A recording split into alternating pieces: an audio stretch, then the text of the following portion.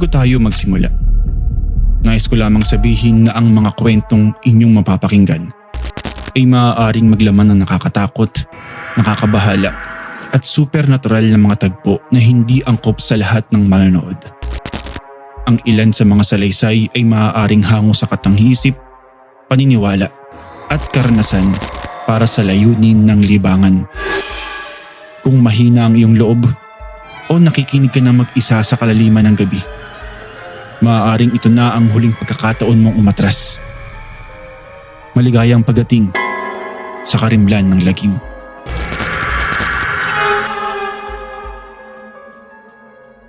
Huwag kang matutulog sa gubat dahil hindi ka nagigising bilang isang tao.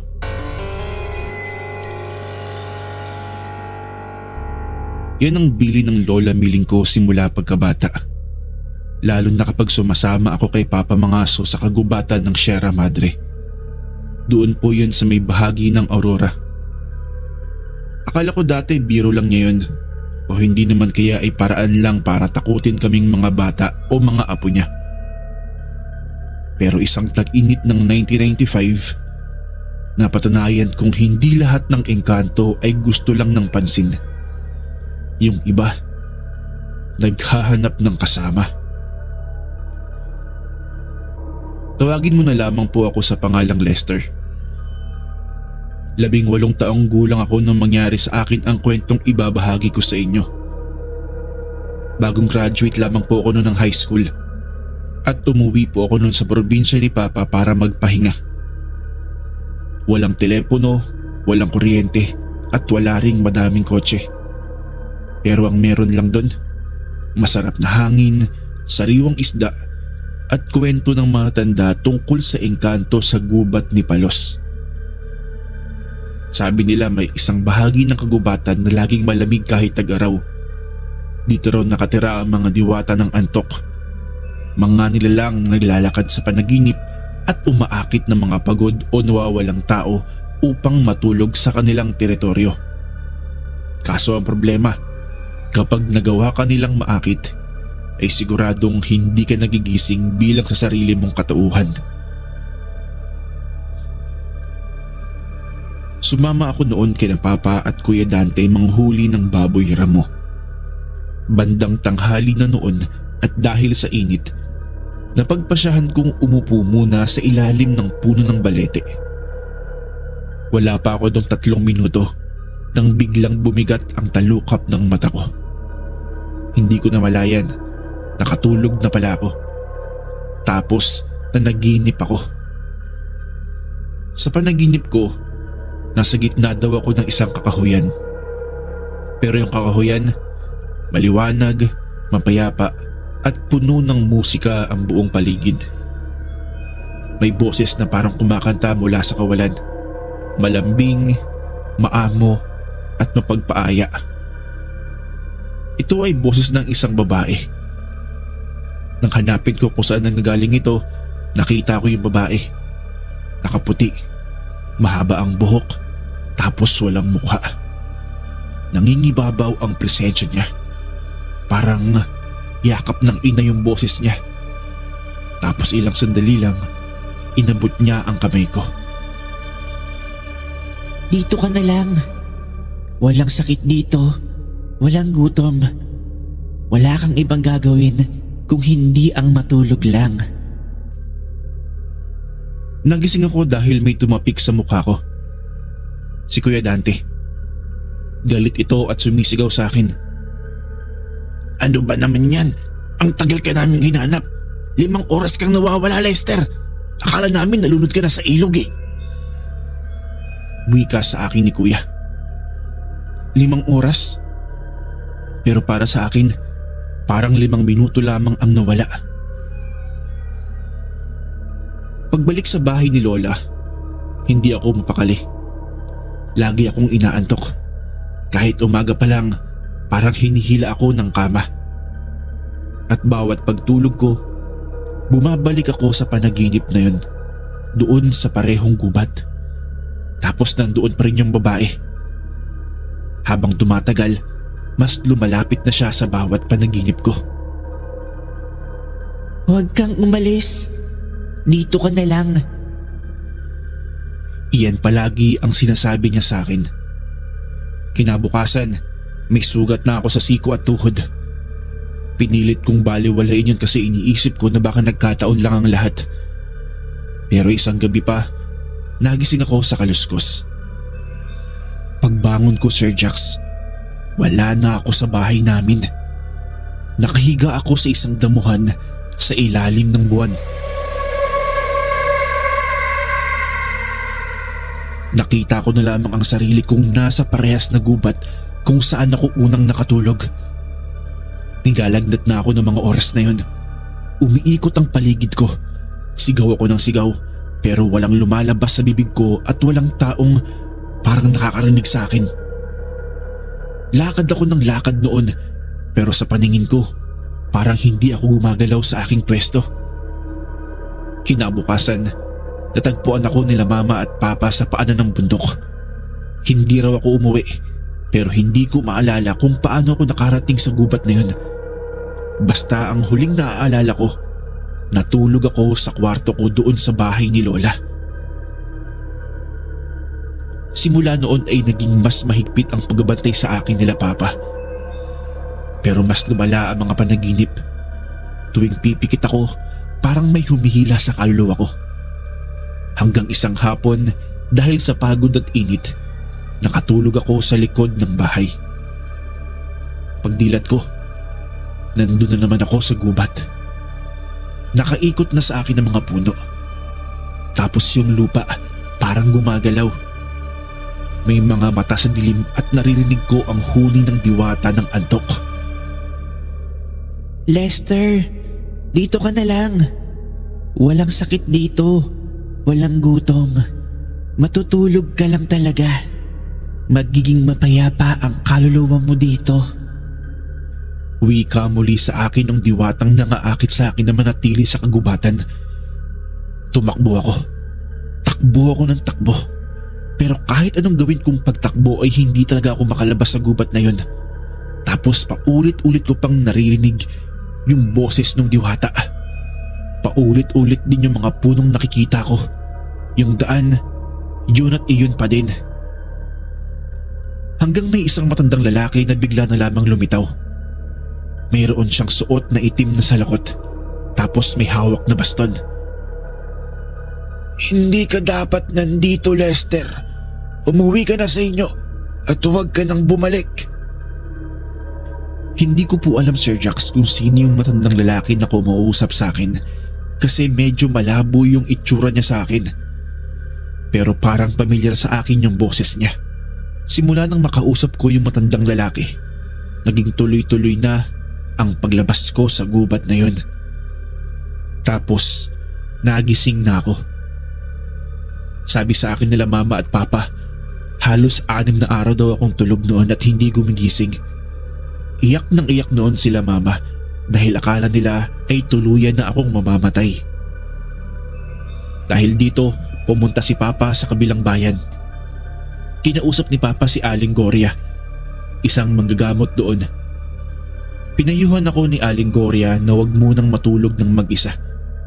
Tapos binigyan niya ako ng tapal sa noo.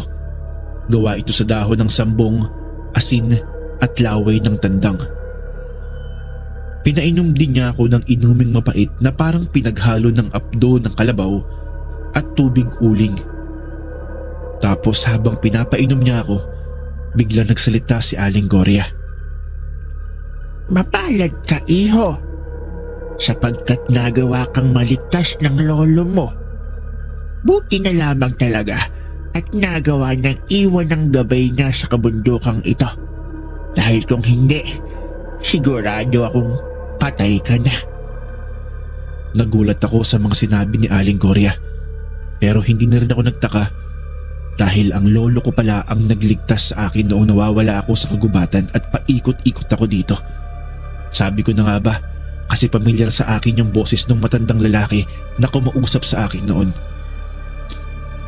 Noong gabing yun, nanaginip ulit ako. Pero sa pagkakataong yun, may harang na kahoy sa buong paligid ko. Nasa gitna ako ng bilog na apoy. At sa hindi kalayuan, nakikita ko ang diwatang nakangiti.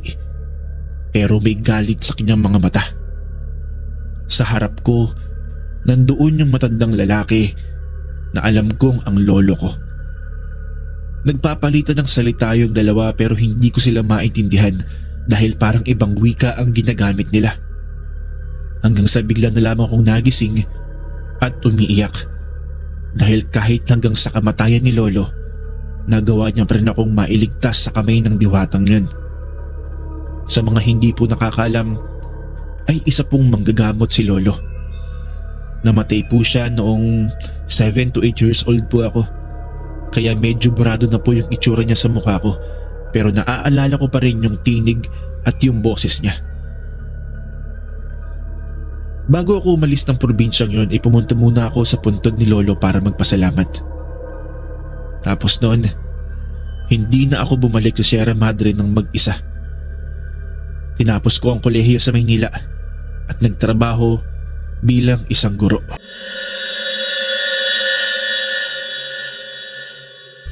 Huwag kang tatawid sa playa kapag madilim na. May bahay doon na hindi para sa tao. Ito ang laging bilin ng matatanda sa baryo namin sa may Antique. Sabi rin nila, ang gitna ng playa, malawak na bahagi ng baybayin na tinutubuan ng bakawan at palumpong.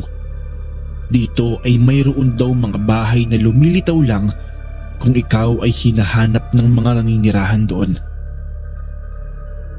Noong 1997, isang gabi ng bagyo, ako ang hinanap nila. Hello po Sir Jax. Ako nga po pala si Ricky. May nais lamang po akong ibahaging kwento sa inyo. 16 years old po ako noon nang mangyari sa akin ang kwentong gusto kong ibahagi sa inyo. Lumaki po akong tagabantay ng bangka ng tatay ko. Tagaalis ng lambat tuwing madaling araw, tagabantay sa mga bangkang pauwi, at tagakolekta ng mga isdang nahuhuli niya.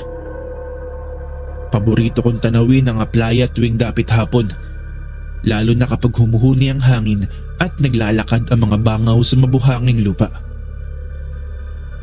Pero kahit araw-araw akong dumaraan roon, ni minsan hindi ko nakita ang sinasabing bahay ng mga tanda. Hanggang sa isang gabi, dahil sa lakas ng ulan at takot ako sa bagyo, napilitan akong dumaan sa gitna ng playa para umuwi ng mabilis. Madulas ang lupa, madilim, at ang lamig ay parang may naninilip sa balat mo. Paglagpas ko sa mga mangrove, may nakita akong bahay. Nakapagtataka kasi paanong nakatayo yung bahay na yun doon. Lumang bahay na kahoy ito. May silong, may batsyang may tubig sa harap, at may ilaw mula sa loob kahit wala namang linya ng kuryente doon. Sa hindi ko maipaliwanag na dahilan, lumapit ako. Walang tao sa labas, pero bukas ang pinto. Hindi ko naisip na tumakbo kasi parang may nagtulak din sa akin papasok sa loob ng bahay. Pagpasok ko sa loob, tahimik, walang tunog ng ulan. Walang amoy putik. Sa gitna ng bahay ay merong hapagkainan na may kape at kanin, pero wala namang tao. Ang lahat ng bagay ay parang gamit pa, pero hindi para sa akin. Sa isang sulok, may nakaupong matandang babae. Bigla ko siyang napansin kasi bigla siyang gumalaw. Nakatalikod ito sa akin. Meron siyang mahabang buhok, abot balikat ito, at may suot-suot siyang lumang duster. Bigla siya nagsalita ng hindi lumilingon. May sakit ang nanay mo, hindi ba? Pinagdasal mo kahapon sa ilalim ng puno ng kalachuchi. Natigilan ako kasi paano niyang nalaman yon wala namang ibang nakarinig ng dasal ko kahapon. Ilang sandali pa, lumingon ang matanda sa akin. Ganoon na lamang ang gulat ko dahil wala siyang mata. Dahil itim na itim ang kulay nito na para bang kulay ng isang uling.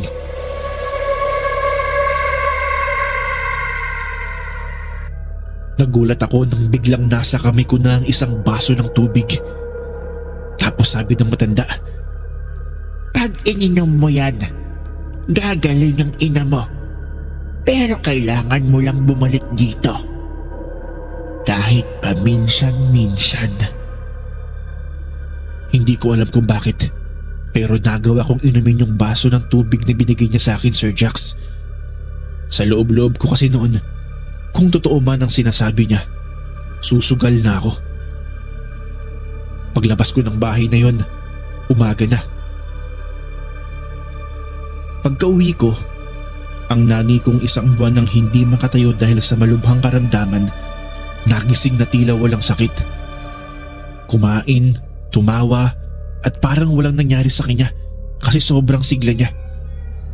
Akala ko noong una panaginip lang ang lahat, pero sa pantalon ko, basa pa rin ang laylayan ko. May putik mula sa aplaya. At sa bulsa ko, nakita ko ang isang patak ng asin na parang kristal. Wala akong pinagsabihan ng kahit na sino. Kahit sa mga magulang ko, hindi ko sinabi sa kanila. Hanggang sa lumipas ang ilang gabi, napanaginipan ko ang bahay sa may aplaya. Nasa labas ako at nasa loob naman ng matanda. Nakatingin sa akin at bumubulong-bulong ang kanyang mga labi. Ngumiti siya sa akin at sinabing, Wala ka nang ligtas. Dahil sa akin ka na. minsan may lakad kami ng mga barkada ko papuntang bayan. Tapos bigla akong lumihis ng daan. Hindi ko sinasadya pero natagpuan ko ang sarili kong nakatingin ulit doon sa may aplaya. Tapos nakita ko na nandoon ulit ang bahay. Hindi naman umuulan. Walang bagyo. Malinaw ang sikat ng araw. Pero nasa gitna ito ng tuyong lupa. Wala sa malapit sa tubig. Tumakbo ako noon paalis at nakita ko ang mga barkada o kaibigan ko na papunta sa akin. Bakas sa kanilang mukha ang labis na pag-aalala dahil bigla na lamang daw akong nawala. Kinagabihan, nakita ko sa salamin ng banyo ang sarili kong mata na parabang nangingitim na. Yung paligid at ilalim nito ay sobrang itim. Parabang nilagyan ng alikabok o nilagyan ng uling. Tapos sa kanan kong balikat, napansin kong may isang malaking pasa. Hindi ko maalala kung paano ako nasaktan o kung saan ko nakuha ang pasang yun. Noong gabi ring yun, muling nagpakita sa panaginip ko yung matanda. Hindi lahat ng himala ay libre, Ricky. Kapalit mo ang lakas ng nanay mo. Bawat buwan na hindi ka bumabalik dito, kukunin ko ang isang bahagi ng alaala mo. Wika ng matanda sa akin pero pinagsawalang bahala ko lang yun. Akala ko kasi panaginip lang talaga. Pero ilang linggo lang ang lumipas. Totoo nga ang mga sinabi niya. Dahil nakalimutan ko ang pangalan ng isa sa mga talik kong kaibigan, ganoon na rin ang pangalan ng dalawa kong pinsan. Tapos yung paborito kong kanta, nakalimutan ko yung lyrics. Kahit yung mismong kaarawan ni nanay, hindi ko rin naalala. Parang nagiging ulap ang utak ko. Lumulutang at parang paminsan-minsan ay natutulala ako. Dahil doon, Sir Jax, hindi ko na kinaya. Isang gabi, bumalik ako sa aplaya. Bit-bit ko ang asin, tawas, at isang dasal orasyon galing kay Aling Belen, isang manggagamot sa aming baryo. Pagdating ko roon, walang bahay. Pero may nakatayo sa gitna ng mga bakawan o mangrove. Nakita ko yung matanda. Bakit mo ako tinalikuran, Ricky? Wika ng matanda sa akin. Wala kang sinabi. Hindi ko alam na meron palang kapalit yung pagpapagaling kay nanay. Alam mong hindi libre ang milagro.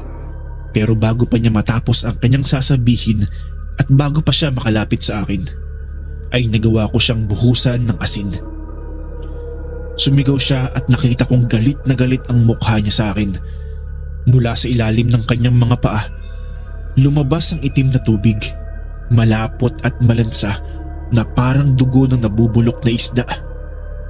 Tapos, unti-unti siyang naglaho. Hindi ko alam, Sir Jax, kung masasabi kong ayos ba ako o okay po ako ngayon. Kasi simula nang mawala yung misteryosong matanda at kahit ngayon na nasa 40 na ang edad ko, may mga gabi pa rin na lumalabo ang alala ko. Nagdarasal naman ako, nag-aalay sa simbahan at iniiwasan ko ng dumaan sa may aplaya.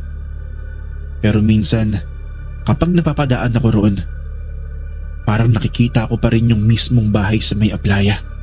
Tapos mayroong mga pagkakataon na nakakalimutan ko ang pangalan ng mga anak ko, ng asawa ko, ganoon din yung mga importanteng bagay o alaala sa buhay ko. Kaya masasabi ko lang po, hindi lahat ng milagro ay biyaya. Mayroon talagang mga nilalang na nag-aalok ng tulong para sa sariling kapritsuhan nila.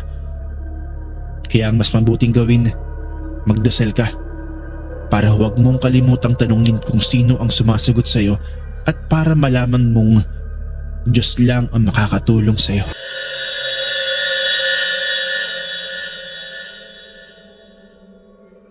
Labing isang taong gulang ako noong una akong sinama ng tatay ko sa isla. Mangingisda po siya at kada buwan lumuluwas kami mula sa Lucena patungong Ginituan para manghuli ng isda at alimango. Tahimik po yung isla. Walang kuryente at hindi uso noon ng relo. Para sa mga taga roon, ang oras ay sinusukat sa taas ng araw, sa laki ng alon at pag-ikot ng buwan. Hindi ko pala nasabi pero nangyari po ang kwentong ibabahagi ko sa inyo taong 1996. Sa likod po ng islang sinasabi ko sa inyo ay mayroong tinatawag na kubkuban. Ito po ay isang matandang kuweba na sinasabing may batang umiiyak o tumatawa tuwing hating gabi. Sabi din ng mga matatanda sa amin noon, huwag daw naming sundan ang tawa ng bata sa loob ng kuweba, lalo na kung gabi dahil pag lumapit ka, baka hindi ka na raw makabalik. Katulad ng ilan sa mga listeners ninyo at sa mga nagpadala rin ng kwento, isa rin po ako sa mga pasaway. Kasi noong una, inakala kong kwento lang ito ng mga tanda. Hanggang sa dumating sa puntong ako na mismo ang nakarinig sa tawanan. Gabi ng Setyembre taong 1996. Wala ang tatay ko. Lumuwas siya ng bayan kasama ang dalawa niyang kasamahan sa pangingisda. Naiwan ako sa bahay ni Ka Andres noon, isa sa mga kaibigan ni Papa doon sa may isla. Habang natutulog kami sa papag, ginising ako ng isang malamig na hangin. Tapos nakarinig ako ng boses ng mga bata.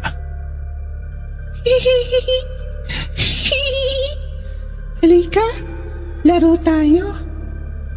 Boses yun ng isang batang babae. Mahina, mapaglaro. Akala ko panaginip ko lang pero nang tumingin ako sa bintana, may nakita akong anino sa labas. Maliit, mabilis at parang batang tumatakbo. Tumayo si Ka Andres noon. Meron siyang hawak ng sulo. Tapos sabi niya sa akin, "Diyan ka lang, JR. Huwag kang lalabas. Dahil hindi yan bata." Kinabukasan, nagbalik ang tatay ko. Mag-isa lang siya. Sabi niya, nawala daw yung dalawang kasama niya.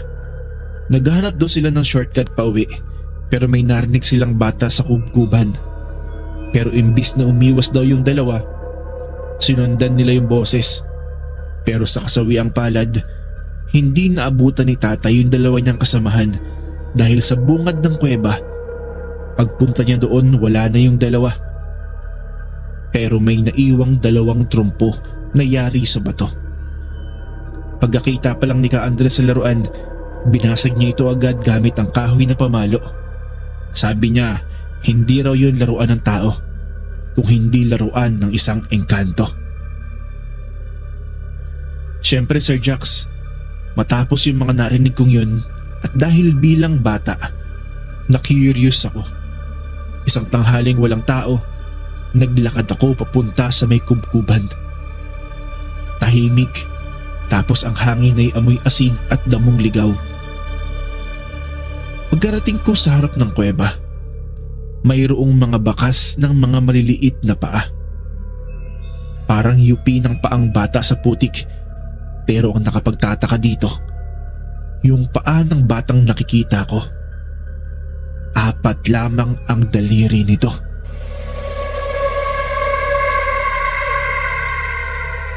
Naglakad pa ako ng konti at papasok sana. Nakita kong madilim at malamig sa loob ng kubkuban, para bang may humihinga sa paligid. Tapos ilang sandali lang, may narinig ulit ako. JR, laro tayo. Umatras ako pagkarinig ko noon. Napakagatlabi ako at tumigil ang tunog. Pero may liwanag na kulay bughaw sa loob ng kuweba. Tila naglalakad at parang sinusundan ako. Tumakbo ako paalis noon.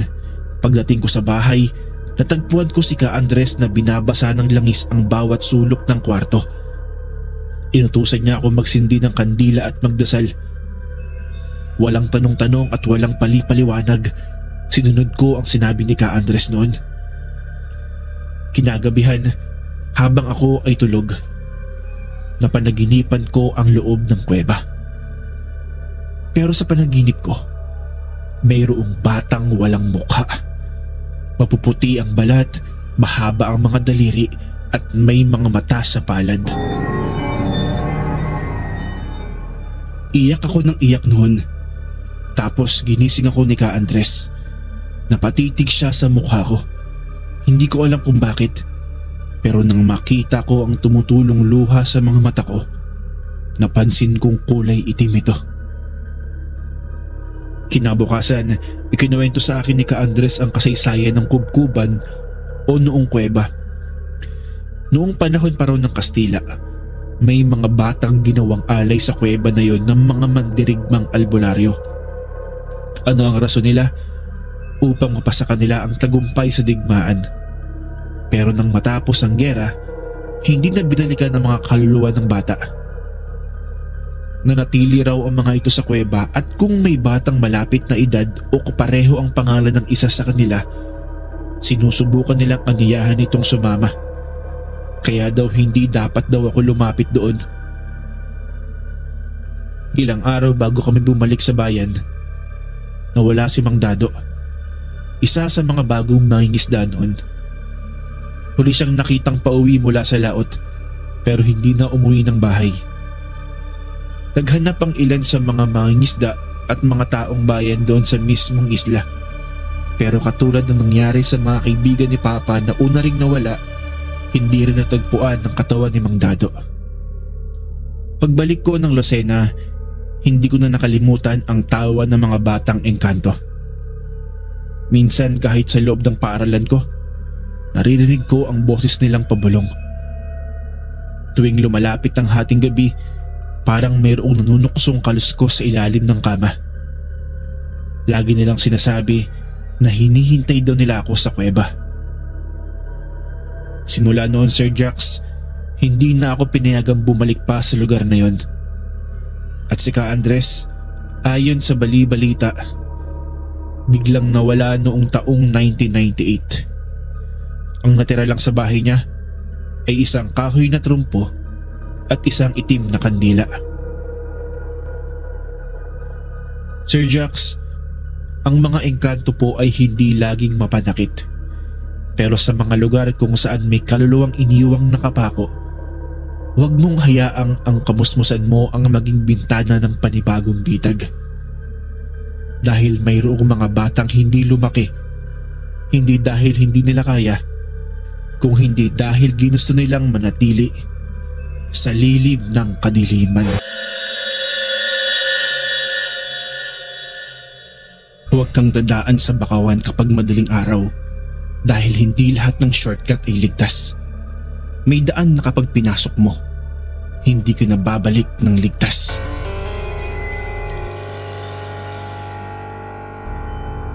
Ako po si Carlo Serjax, isang tricycle driver sa bayan ng San Narciso. Taong 1994 nang mangyari ang kwentong ibabahagi ko po sa inyo ngayon. 26 po ang edad ko noon at may asawa, may 2 anak, at namamasada ng tricycle bilang pangunahin kong pangkabuhayan. Pero isang madaling araw, may nangyari sa akin na hanggang ngayon ay hindi ko maipaliwanag o matanggap. Galing po ako noon sa pasada mula sa baryo San Roque. 3:00 noon ng madaling araw. Mahangin, malamig, pero walang ulan. Habang binabagtas ko ang highway, nakaramdam ako ng pagod at antok. Tamang-tama, may nakita akong isang matandang babae sa gilid ng kalsada. Kumakaway. Payat ang matanda at nakaputing bestida. Tulad ng mga karaniwang pasahero sa madaling araw, sumakay siya sa tricycle ko. Tapos bigla siya nagsalita sa akin ng, Doon tayo sa Bakawan, iho. Mas mabilis ang daan doon. sa loob-loob ko noon, Sir Jax, alam kong hindi ko alam ang daan sa may Bakawan. Bago pa lang kasi ako sa ruta at bago pa lang din ako sa mismong lugar. Pero parang may bumubulong sa utak ko na, Alam mo ang daan. Hindi mo lang matandaan. nang marinig ko yun ay bigla ako napapreno. Tapos parang biglang sumakit yung ulo ko at umiikot yung paningin ko sa paligid. Hindi ko alam pero yung motor ko parang kusang umandar. Para bang may humawak sa manibela. Hindi ako makilos ng maayos noon at hindi ko man lang naramdaman ang bigat ng pasahero ko sa may likod. Kaliwa, kanan, diretso, tuwid, lumiko. Tapos biglang dumilim noon sa paligid.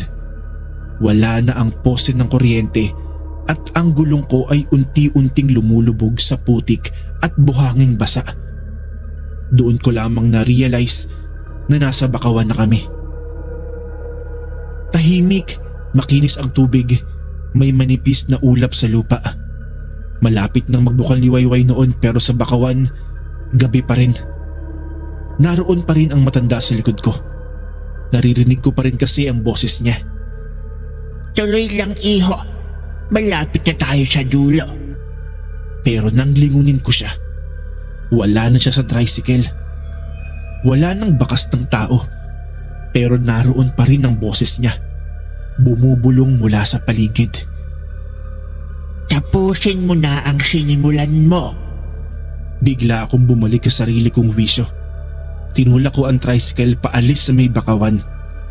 Habang tinutulak ko ito ay may mga nakita akong tao sa ilalim o sa lilim ng Bakawan. Mga nakaputi, nakalugay ang buhok at nakatingin lang sa akin. Pero ang nakakatakot noon, wala silang mga mukha. Pero ramdam na ramdam ko ang titig nila sa akin. Tapos ilang sandali lamang ay may bumulaga sa mukha ko. Isang matandang babae na puting-puti ang kulubot na mukha.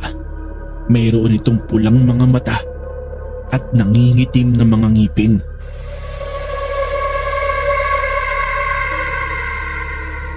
Hindi ko na alam ang mga sumunod na nangyari noon, Sir Jax. Dahil pagkagising ko, nasa loob na ako ng tricycle. Nakapark ito sa tapat ng sementeryo. Sikat na ang araw. Walang Bakawan, wala ang bahay, wala ang mga anino sa ilalim ng Bakawan at wala rin yung matanda.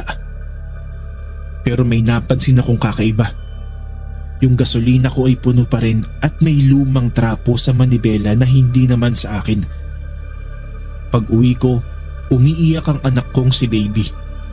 Sabi ng misis ko, bigla raw siyang nagsabing, Mama, dumaan si Papa. Pero hindi siya si Papa. Makalipas po ang ilang linggo, Sir Jax, 4 na driver ang hindi na muling nagbalik matapos ang pasada nila. Pare-pareho sila. Doon sila nawala sa bagong ruta at may nakasabay o may nakasakay na matandang babae daw na nakaputi sa kanila.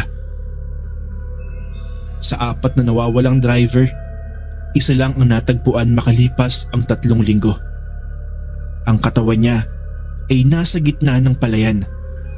Basa ang damit at punong-puno ng putik ang katawan, pero tuyo naman ang lupang kanyang kinahihigaan. At sa kanyang kamay ay may isang makinang, maitim at bilog na bato. Ang nakakatakot pa sa bangkay na ito, sobrang payat nito at parabang wala ng tubig ang kanyang katawan. Bigla ko tuloy naisip noon, Sir Jax, yung mga nangyari sa akin. Kung hindi ba ako nakaligtas sa matandang babaeng yon, ganoon din ba ang sasapitin ko? At ano ang pinagkaiba na nangyari sa akin at doon sa 4 na nawawala? Paano sila nabiktima at paano ako nakaligtas? Maraming tanong ang tumatakbo noon sa utak ko, pero isang bagay lang ang pinagpapasalamat ko. Yun ay ang nakaligtas ako sa bakawan at sa matandang yon. Simula po noon, hindi ko na muling pinasada ng madaling araw yung tricycle. Naging pang umaga na rin po yung takbo ko noon at biyahe. Hindi ko po talaga alam kung ano ang nangyari sa akin. Pero nagpapasalamat pa rin po ako sa Panginoon dahil hindi niya ako hinayaang mamatay noong araw na yon.